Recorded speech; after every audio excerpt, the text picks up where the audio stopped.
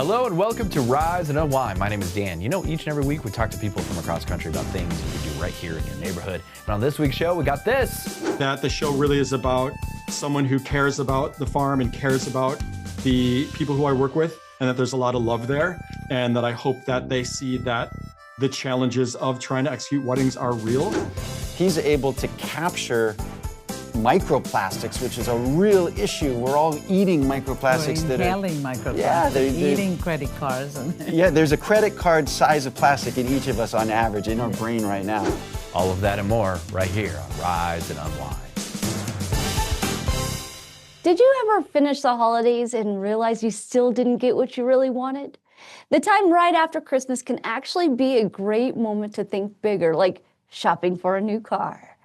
We're joined by James Bell, Head of Corporate Communications at Kia America, to explain why the end of the year can mean better options for buyers. Welcome, James. Oh, thank you. It's a pleasure to be here and appreciate your time. Why does the end of December give car shoppers a little more flexibility than other times of the year? Well, there's something I think to the logic that the manufacturers are offering a little deeper discounts and incentives to their dealers to help them move some sheet metal and start the new year strong. Of course, that means that the dealers are offering their salespeople better opportunities to help close more deals. So there's something in that. It's about, it is a business after all, and like to start the new year with some fresh momentum. So that's all good and fine. But I think really the issue is the information that you can walk into the dealership with is where the magic is. You can really know financially that certain models are selling better than others. So let's look at some of the vehicles that aren't moving quite as quickly.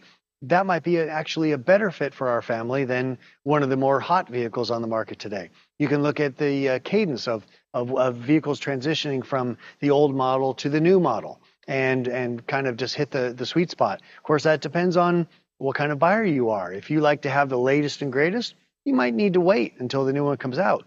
But like in the case of our Telluride, this is a vehicle that's going to be transitioning over the next couple months into the all-new model in March of next year. So that makes the current version a great buy. So, it's really about just information. And in this case, information is truly power. And what are a few things people should plan or research before heading to the dealership? The easiest thing is, and this is going to sound a little bit silly, but research yourself. Think about what you need in your next machine. There's something very curious about the American car buying psyche that we always seem to want to buy the biggest, the best, the most powerful, the most of anything. That's not always a great idea when you're buying a car, especially if you buy some, 3-row big SUV and you end up, driving to pick up the kids at school and go to Costco and, never need all that extra space. That was a vehicle that was overbought. So look at yourself before you go shopping. What do I really need on my next machine? Am I just commuting around town? Electrified vehicle is going to be the best choice. Minimize that need to go to the gas station. Am I taking long runs? Am I driving to grandma's house? Am I pulling a boat? Well, then look at full-size SUVs or trucks.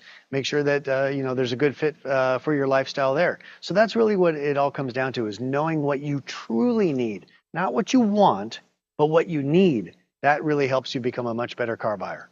Are there certain types of vehicles that tend to have better incentives right now? It kind of depends on each brand. I mean, in the case of the Telluride, as I mentioned, that's going to be a great opportunity as we're transitioning to the next model. And the Telluride is one of the most popular vehicles in the Kia lineup. So that's a great opportunity.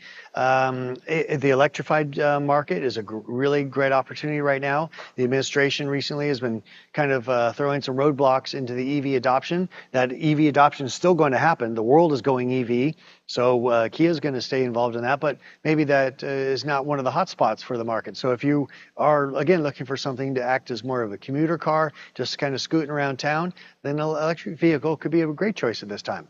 And where can viewers go to learn more before they start shopping? Well, I'd be in trouble if I didn't tell you go to kia.com. Obviously, we've got a great broad range of vehicles of all body styles and all sorts of electrification and gasoline-powered choices. So that's a good start. But having that special information, I really like websites like Kelley Blue Book or Edmunds.com, because not only do they have information on, where the vehicles are transitioning, when the new model's coming, to find those little diamonds in the rough, so to say. But they also have a lot of great financial numbers. So that's the ammunition that you need to go do a great deal.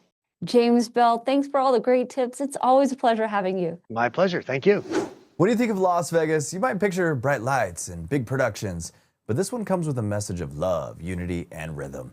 Bob Marley Hope Road is a powerful live experience at Mandalay Bay that celebrates the life, music, and spirits of legendary Bob Marley. So joining us this morning is his daughter, Cedella Marley, an artist, author, and CEO of Bob Marley Group of Companies, to talk about how her father's legacy lives on through his show. Welcome, Cedella. How are you, my friend? Good. How are you? I'm doing okay. I'm actually really excited about the show. I'm a big fan of your dad. What first inspired the creation of Bob Marley Hope Road? Well, the show was inspired by Daddy's life, music, and the message of one love. We wanted to create an immersive experience that connects the audience to his legacy in a way that is entertaining, but meaningful. So, yeah, that was the inspiration. And seeing come to life in Las Vegas, what does that mean for you and the Marley family? It means everything to us. Seeing Daddy's message of love and unity come alive in a city like Las Vegas, Sin City. It's something that I feel he would have been proud that we have done this. When you can have people come together to feel joy and connection to each other, it's a special thing. And Hope Road is that experience that lifts your spirit, and it reminds you what we all share. And we all share, one love and unity. There's a lot of division in the world today. And I think that his message is relevant, even more so today than yesterday. And you get a little bit of that when you come to One Love, to Hope Road, not One Love. And there have been many tributes to Bob over the years. How do you feel Hope Road stands apart from some of the other shows that have been happening? I mean, it's a first of its kind production. It combines live performance, storytelling, multi-sensory elements to immerse audience into Daddy's world. It's not just a concert, it's an interactive journey with his music and his message and the cultural impact he had on the world. It's something that, my kids have a new saying, Mom, that is it. Hope Road is it. And his music continues to connect with new generations around the world, like you said, your kids. Why do you think his message still resonates so strongly today? Because his music carries the universal theme of love, unity, and hope. People from all backgrounds connect with the authenticity, you know what I mean? And the positivity in his songs.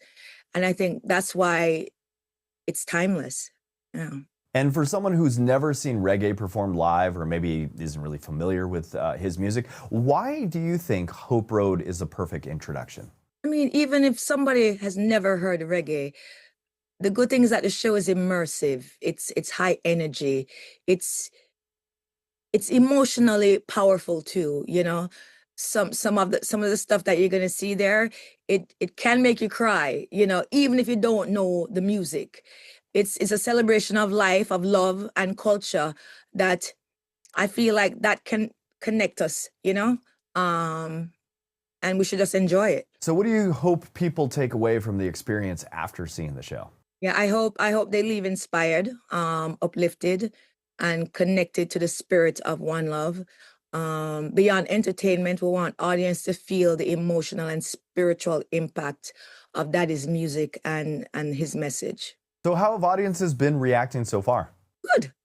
I mean, everybody come out to their hype. It's a real dance hall. You learn all kind of different Jamaican dances. It's just something like I can't even explain it. It's like you have to go there to see it and feel it.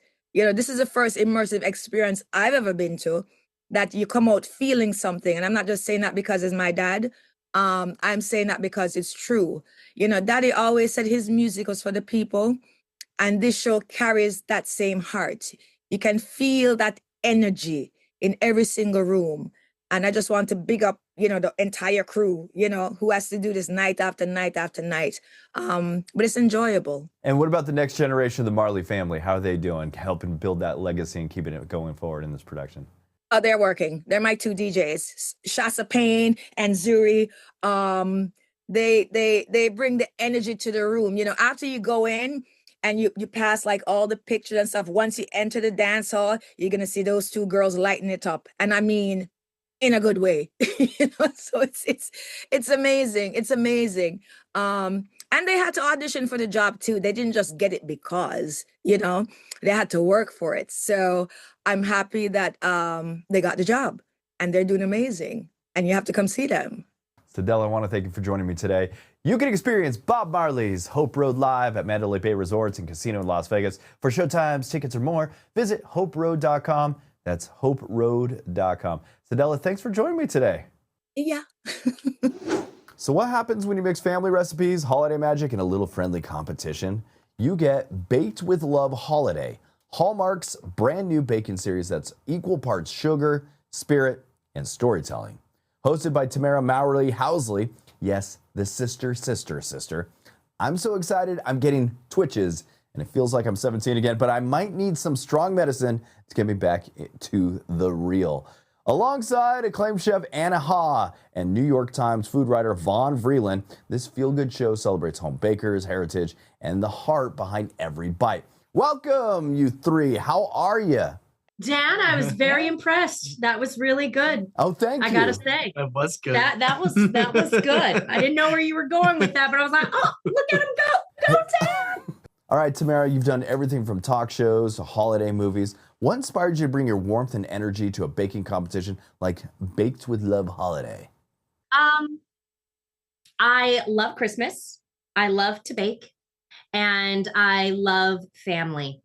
Hosting baking shows literally it doesn't feel like work to me. It is so much fun. And this show is that it is fun for all your senses. I mean, visually, it's probably the most gorgeous baking show I have ever seen. Wouldn't you agree? It was amazing. Yeah. All right, the show is all about family traditions and heritage recipes. What's one story or dish from the contestants that really stuck with you? Something that made you think, what's this baking thing all about?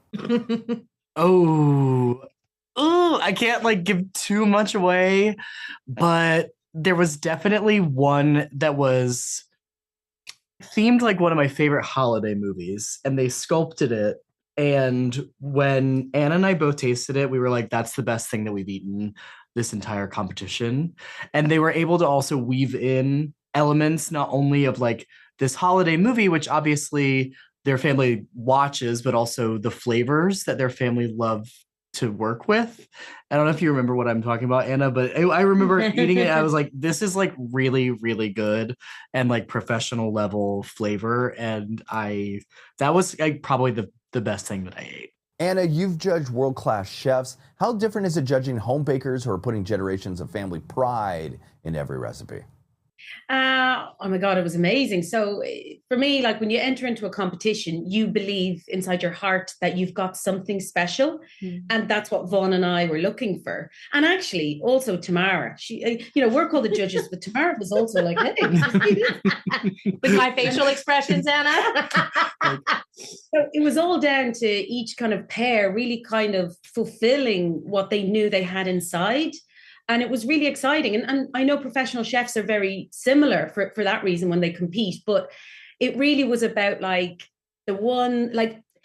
professionals have all of these rules, and people who are home cooks, they don't have those rules. And as a result, they can be far more kind of, cooking with abandonment and delight and creativity that really made the competition exceptionally exciting. And also that it was like as if they didn't know what was coming next, that it was like a whirlwind of a journey that, brought them up and brought them down. And, sometimes they thought they were going home and then they stayed. And then, it was a really fun, amazing baking competition to judge. In the holidays, it can get stressful in the kitchen. What's your best advice for people who want to create something special without losing the joy of the season?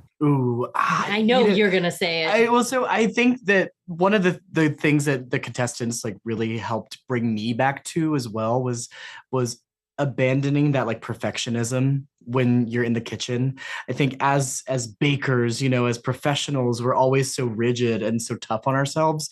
And when you can actually kind of be a little bit more liberated and kind of come back to the reason why you're even doing it anyway, and when you're doing it with other people, I think that is actually the thing that makes it much more enjoyable. And that literally is baking with love, right? Yes. Like that is not only loving others but also loving yourself. What you're doing. Yeah, and what you're doing, and like being a little bit easier on yourself too, because at the end of the day you're going to eat something sweet and delicious. Right? Have fun. That's what I would say. I want to thank you three for joining me today. Baked with Love Holiday is streaming now on Hallmark Channel and Hallmark Plus. It's a celebration of baking, family, and the joy that comes from sharing what you love.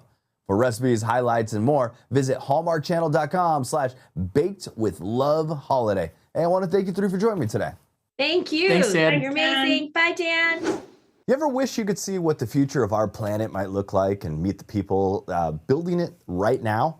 Season 2 of the Visionaries with Zay Harding takes us on that journey from remote landscapes to busy cities, showing how inventors, scientists, and everyday problem solvers are tackling today's biggest environmental challenges. So, joining me today are Zay Harding and series executive producer Thais Lopez Vogel from Volo Foundation. I want to welcome you two to the show. How are you guys? Thanks. Yeah, we're doing great. you. I like that intro. That's great. Like seeing into the future.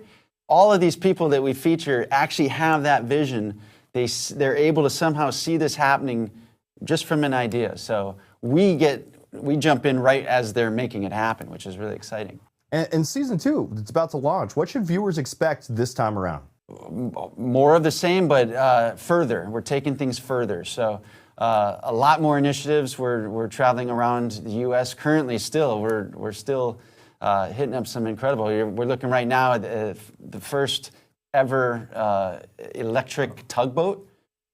They're taking all the technology from our electric cars and they're able to do stuff they've never been able to do before. Because all that money and research has been invested in electric cars, now they're able to put it on boats, and they're quiet, they're better for the environment, they're not leaking anything. This is a hybrid plane over here. So you've got half electric, half fuel. This is Ed Begley. He's got his home, completely sustainable. Those guys are in Keep Tahoe Blue in Lake Tahoe. They've got a B-bot, a beach robot that roams around 54 miles cleaning up. This is a kid who does a recycled battery program.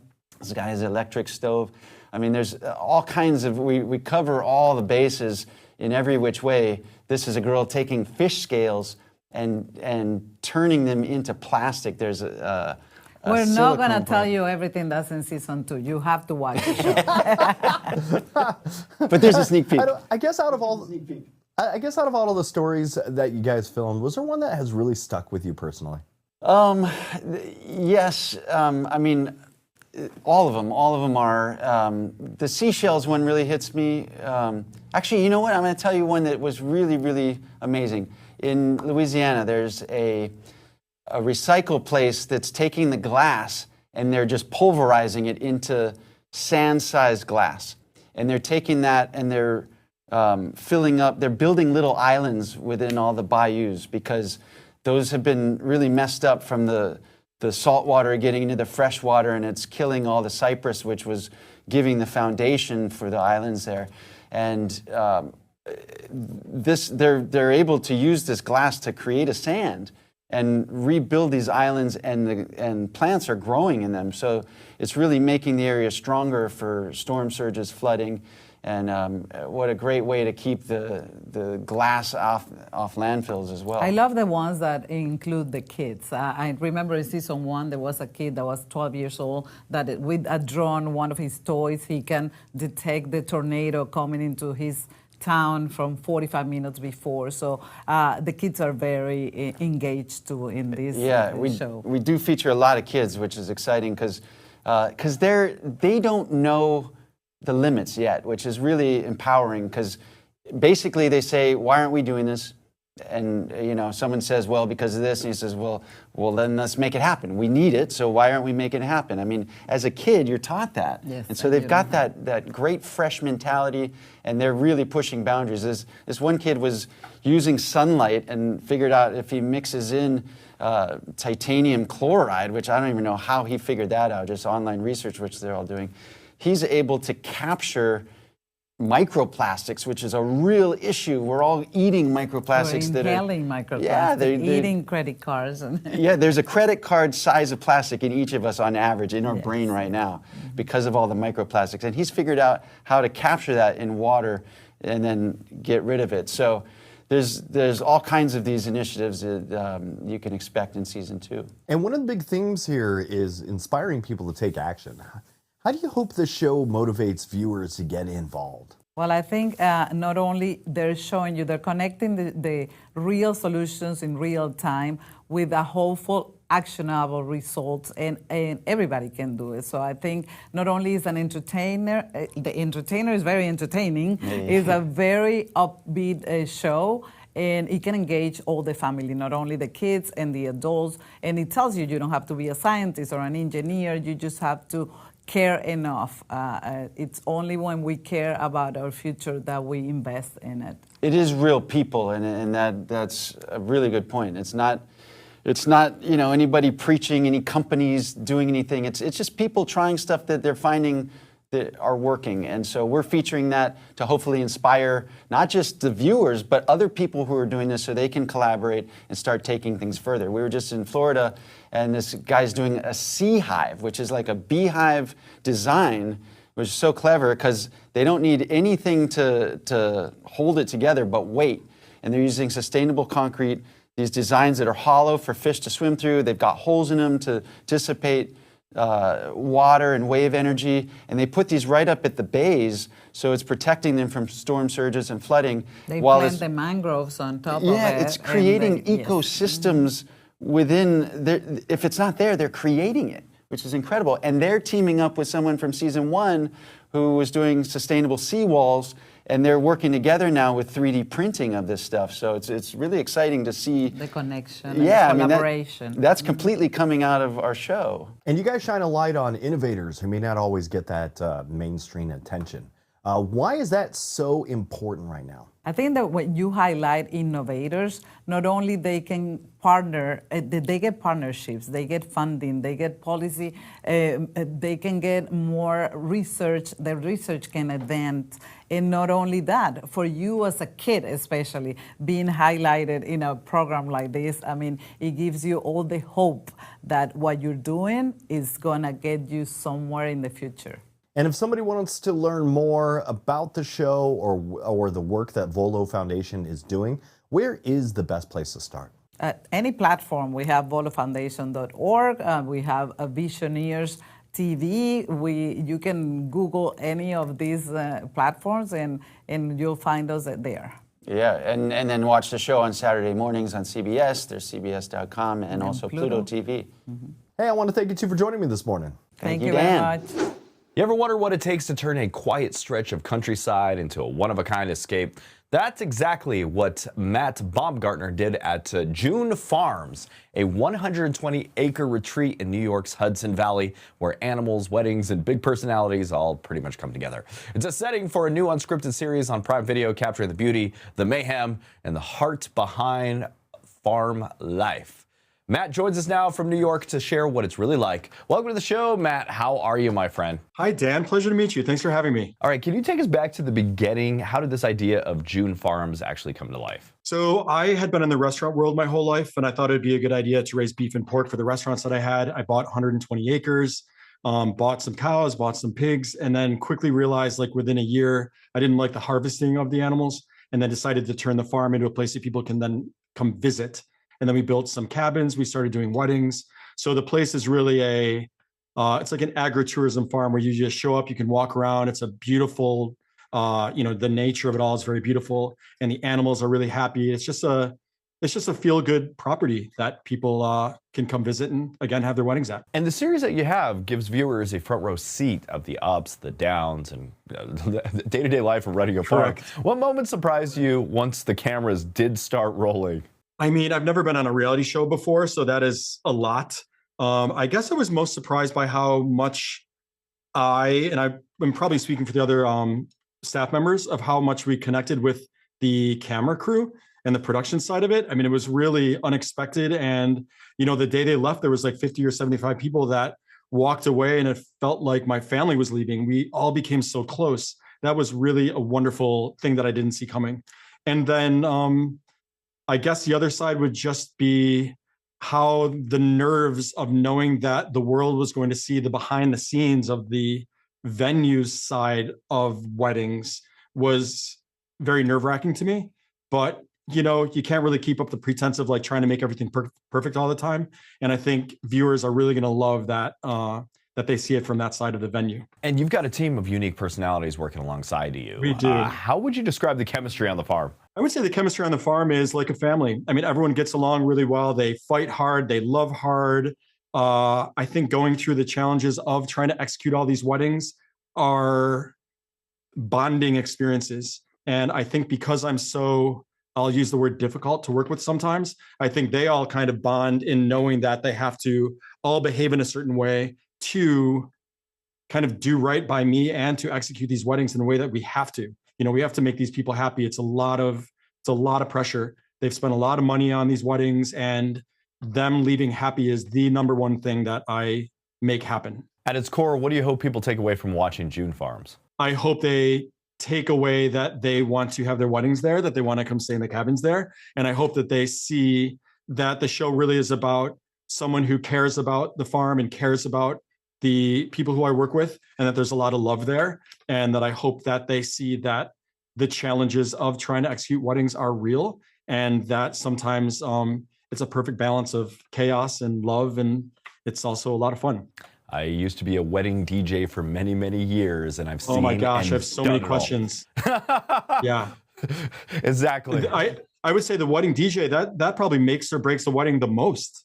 I mean, the music is like the most important, you know, one of the most important things. And beyond that, I always ended up being like the MC, making sure everything is flowing throughout the night. And I actually didn't realize before having a wedding venue how much the DJ does. Yeah. Yeah. There's a lot you guys have to do, like for dinner, something like during the ceremony. A lot of times, obviously the dancing, all the requests. Absolutely. One of my favorite lines. It's crazy. Whenever I'm talking to a bride and they're setting up a wedding or something, I always say, "Who is your J-Lo?" That is the question I use forever. And they're like, "What do you mean?" I'm like, the one person that I could turn to and not talking to you to get everything back together if need be. So who is your side one person? Who is your J-Lo? Great question. That's the great question. I'm going to start using that. You use it. Please do. Yeah. Okay. And for anybody that wants to see more or even plan a visit, where can they go for more information? Prime Video. You can watch all episodes of June Farms now streaming on Prime Video. I want to thank you for joining me today, Matt. Thank you for having me, Dan. It's been my pleasure. Hey, I want to thank you for tuning in to Rise and Unwind. If you want to be on the show, just go to our website, riseunwindtv.com, fill out the form, send it on in. Maybe you could be on a future episode. We have social media. We have a Facebook. We have Instagram. Plus, you can follow our YouTube channel. All of the above is at Rise Unwind. And until next week, that was Rise and Unwind.